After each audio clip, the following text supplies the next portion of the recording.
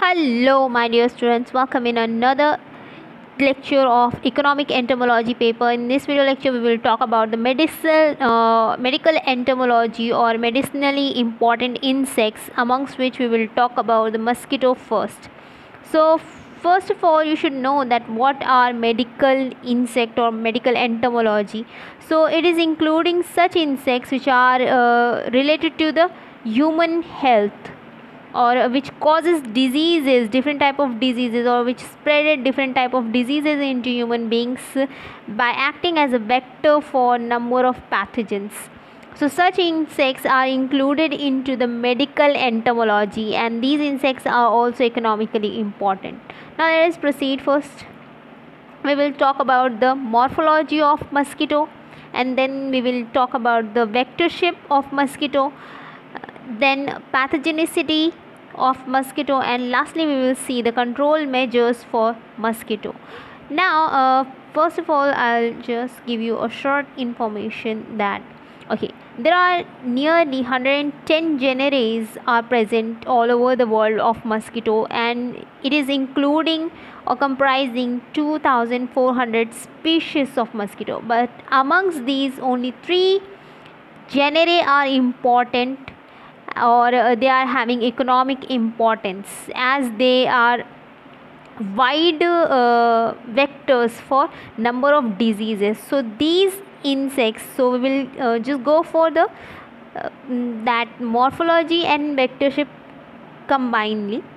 So first of all, I'll just show you the morphology. So as you all are aware of this, that only female mosquitoes are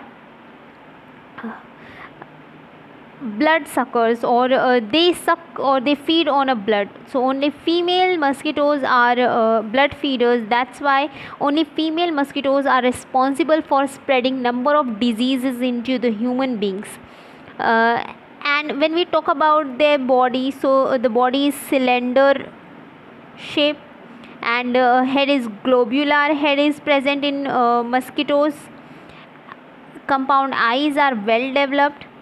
While we are talking about the antennae, then dimorphic antennae are there, which means that pilose and plumose type of antennae are seen. In case of females, plumose antennae are there, and proboscis of female is well that modified or is efficient for piercing and sucking. So the females have piercing and sucking type of mouth parts, so that they are able to suck the blood from human body, and that's why they act as a vector for number of diseases.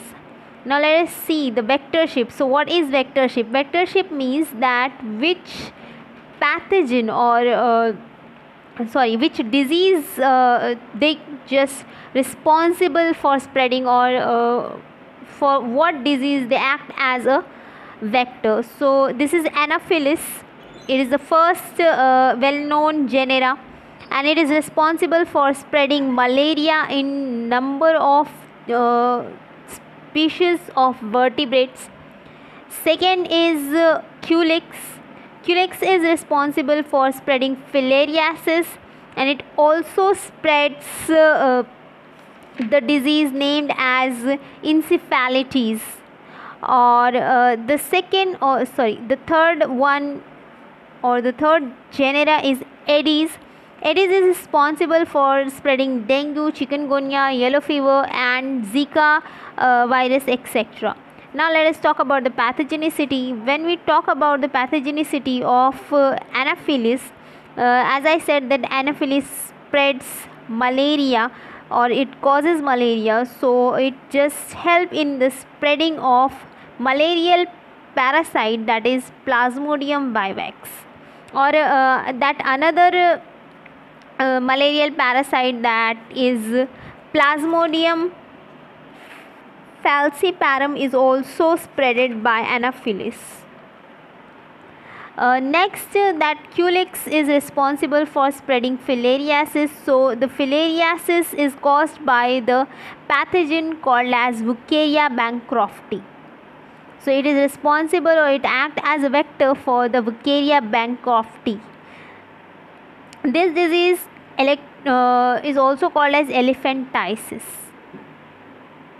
Another disease that I told about was encephalitis. So it is kind of a disease which is we can say is responsible for paralysis, or is we can say a type of paralysis also. And the third species was the Aedes. Aedes is responsible for spreading dengue, chikungunya, yellow fever, and Zika, etc. So these three, or the fourth one, Zika, is also a viral disease, and these are spreaded by, or the pathogens. Mosquito is responsible for spreading a dengue virus, chikungunya virus, yellow fever virus, which are and the lastly Zika virus. So amongst this, they also responsible for spreading the Rift Valley fever virus. And Rift Valley fever virus and yellow fever virus both belong to the family Togoviridae. So this is how the three of these mosquitoes spread number of diseases. Hence they are one of the most medically important we can say insects, and that's why they are included into the medical entomology, and they are just related to the human. They just cause number of diseases, and this is how they just act as a vector for number of diseases. Now let us go for the control measure.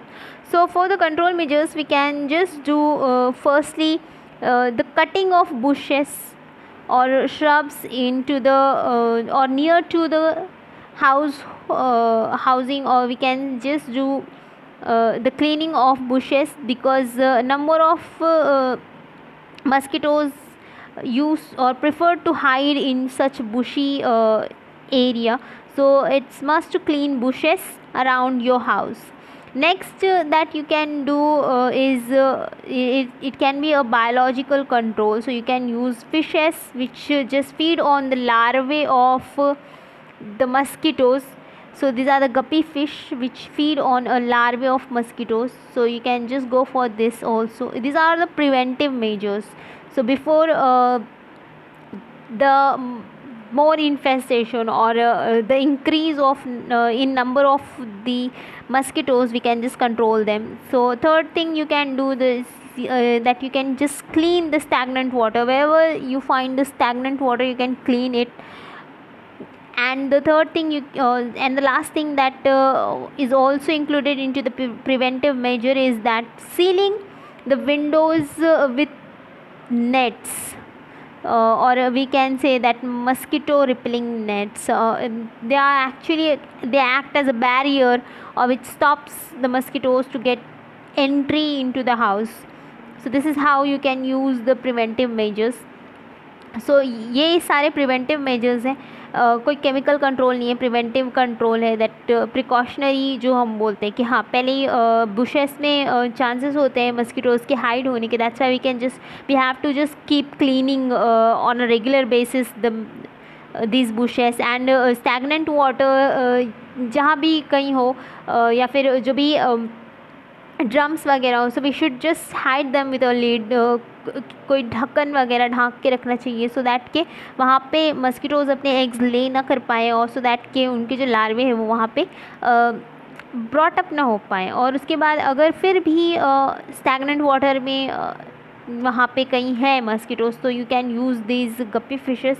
So they feed on a larvae of मस्किटोज़.